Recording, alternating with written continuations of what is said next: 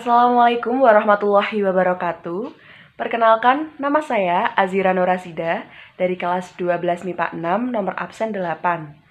Saya akan melakukan ujian praktek kimia dengan judul Penerapan Sifat Koligatif Larutan dalam Kehidupan Sehari-hari. Tujuan dari praktikum ini adalah melakukan kegiatan berbasis sifat koligatif larutan terutama pada tekanan osmosis. Alat-alat dan bahannya adalah 450 ml air, ubi jalar yang sudah dipotong-potong menjadi 3 dengan besar yang sama, lalu ada garam, ada gula, 3 gelas, dan juga sendok. Langkah yang pertama, masukkan 1 sendok garam ke dalam gelas yang bertuliskan air plus garam, lalu masukkan 1 sendok gula ke dalam gelas yang bertuliskan air plus gula. Langkah yang kedua, tuangkan air sebanyak 150 ml ke setiap gelas. Langkah selanjutnya, aduk hingga merata gelas yang bertuliskan air plus gula dan juga gelas yang bertuliskan air plus garam. Lalu, langkah yang keempat, masukkan potongan ubi jalar ke setiap masing-masing gelas dan tunggu selama 30 menit.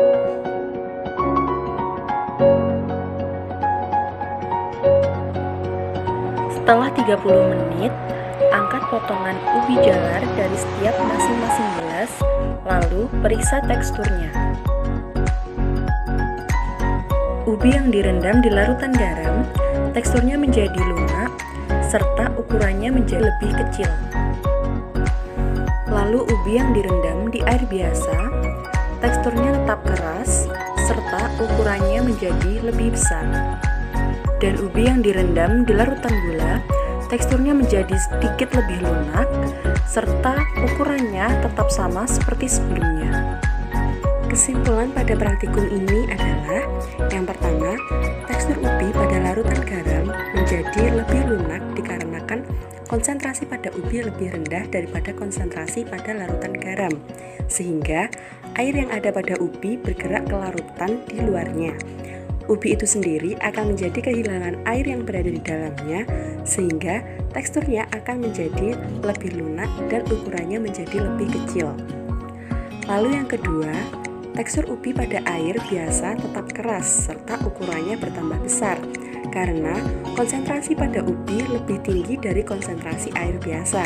Akhirnya air masuk ke dalam sel-sel ubi. Akibat masuknya air ke dalam sel-sel ubi membuat sel dalam keadaan turkis atau tekanan turgor tinggi. Inilah yang menyebabkan ubi menjadi keras serta membuat ubi menjadi lebih besar. Lalu yang ketiga, tekstur ubi pada larutan gula menjadi sedikit lebih lunak karena konsentrasi pada ubi sedikit lebih rendah daripada konsentrasi pada larutan gula, sehingga air yang ada pada ubi bergerak ke larutan di luarnya.